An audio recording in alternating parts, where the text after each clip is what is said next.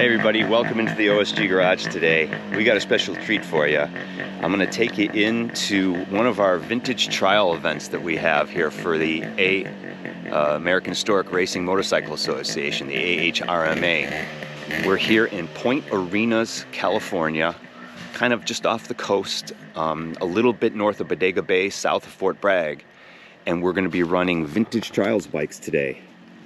10 segments. 3 rounds of 10 segments, and I'll give you a little insight onto what Vintage Trials is all about. So let me talk a little bit about scoring and points. The whole point of trials is to go through 10 sections in 3 rounds with the least amount of dabs or putting your foot down as possible.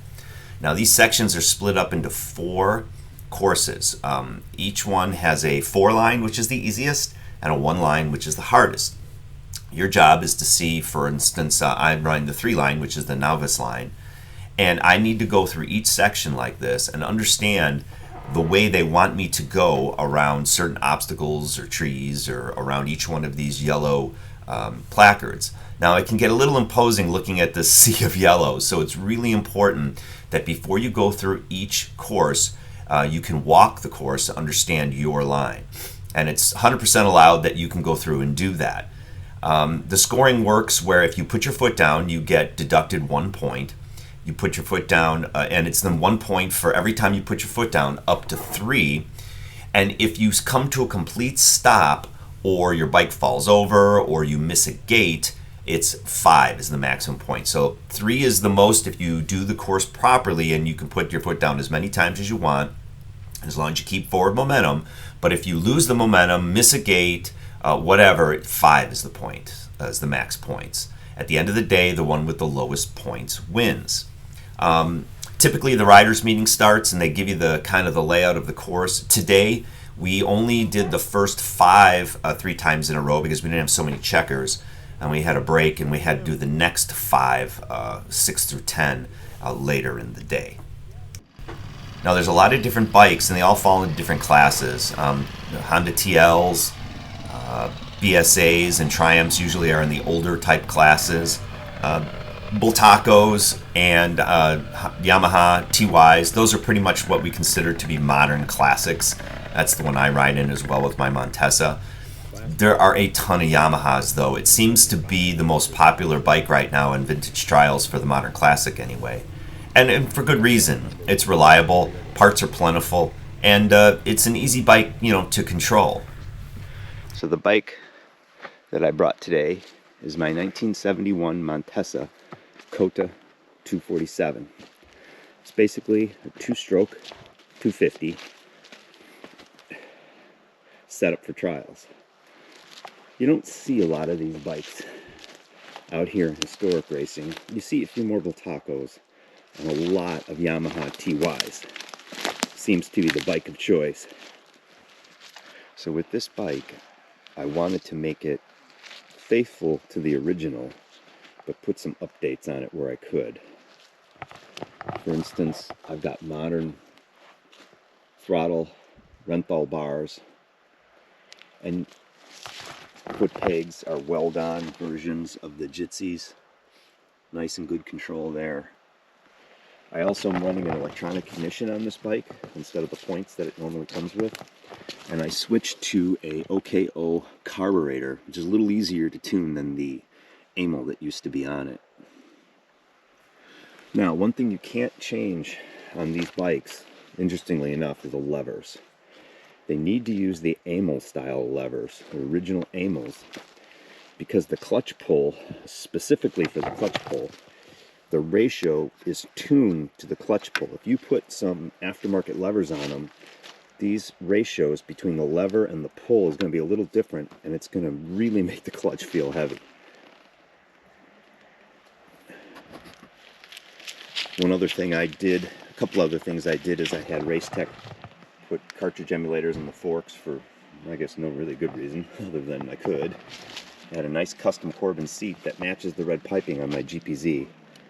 Figured it would be kind of a cool little seat to put on. And we have OZO shocks from InMotion. That's pretty much it. Internals in the motor are stock. Matter of fact, this motor that's in here right now is kind of a backup motor from another bike I have. I broke a shift fork on the motor that goes with this bike. I'm in the process of rebuilding that right now.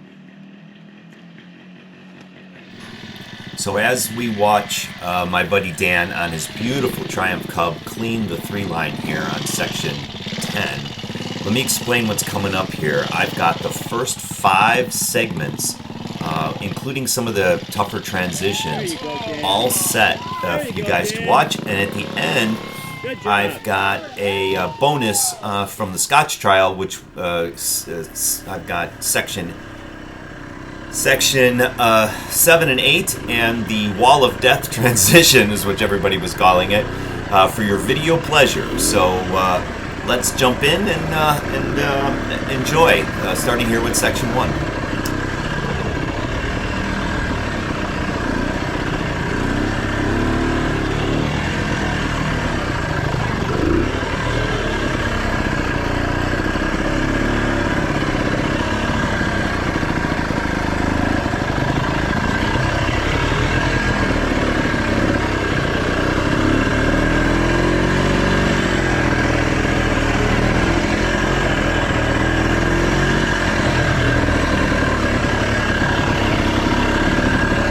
Better than the 3 I got last time. Yeah. I was in the wrong gear last time. I was in second gear, and it was making me whip. Oh, 1. Sorry. Yeah, That's right. okay. Sorry, sir. No, you. 1. Yeah, no, I know. The thing you do is mark everything else. I see. I'm sorry. You know what you're doing. I don't. No, clearly I don't, or I would have marked the left. Thanks for your help today.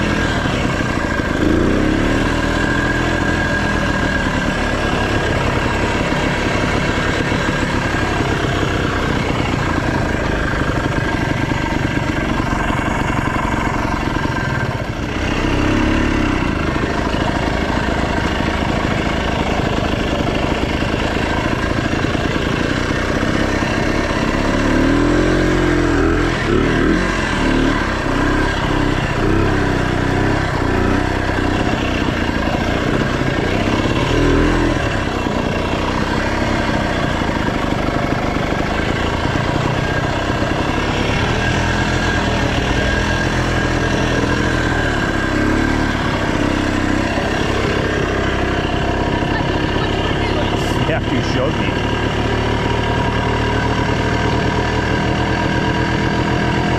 Thank you.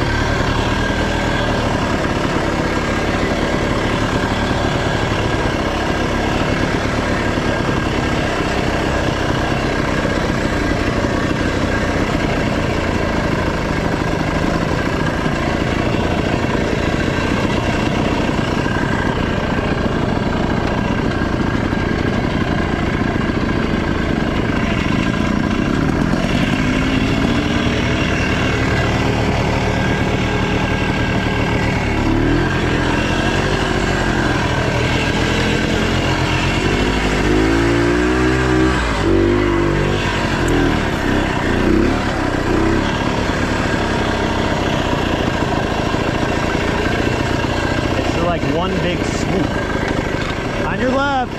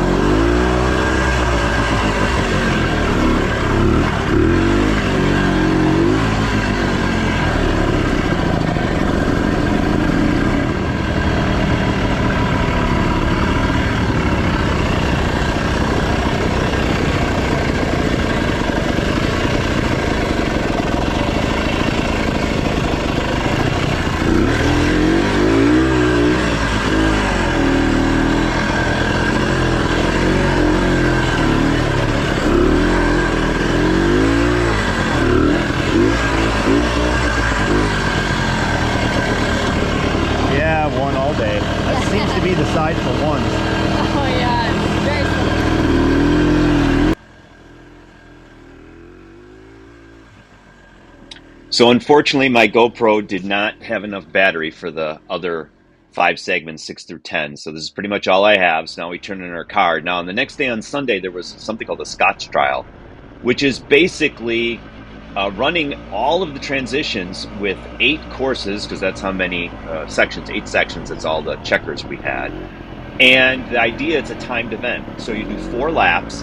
The sections themselves are a little easier. You don't have to sit there and look at them. And a matter of fact, if you sit there, take that off your bike and look at them, you're going to lose time. So the idea is to run through each section as fast as you can. Do 4 laps, and they do check you through the sections. And some of them you have to be careful. As a matter of fact, in one of the sections, I went through the wrong line. I got 5 points on all 4 laps, so that was not very good. But this transition is kind of interesting, give you a flavor of running through some of these transitions at speed, which, as you can see, I don't do very fast. That is the reason why they called me the old slow guy. So heading here, we're about to come up to sections 7 and 8, which were the last 2 sections of the lap. And after section 7 and 8 is something that the everybody was calling the wall of death. And it was pretty steep, I'm not going to lie to you. With my bike having to pop out of gear, especially in second and third, I was very nervous about being up that hill and having it pop out. But it didn't happen. I got passed by one or two people on this. It wasn't too bad. You can see one of the instances in this segment where that happened. But all in all, I was really happy with the Scotch trial. I got 4 laps in about an hour or so. Not sure about my points yet. I took off before they had the final scores.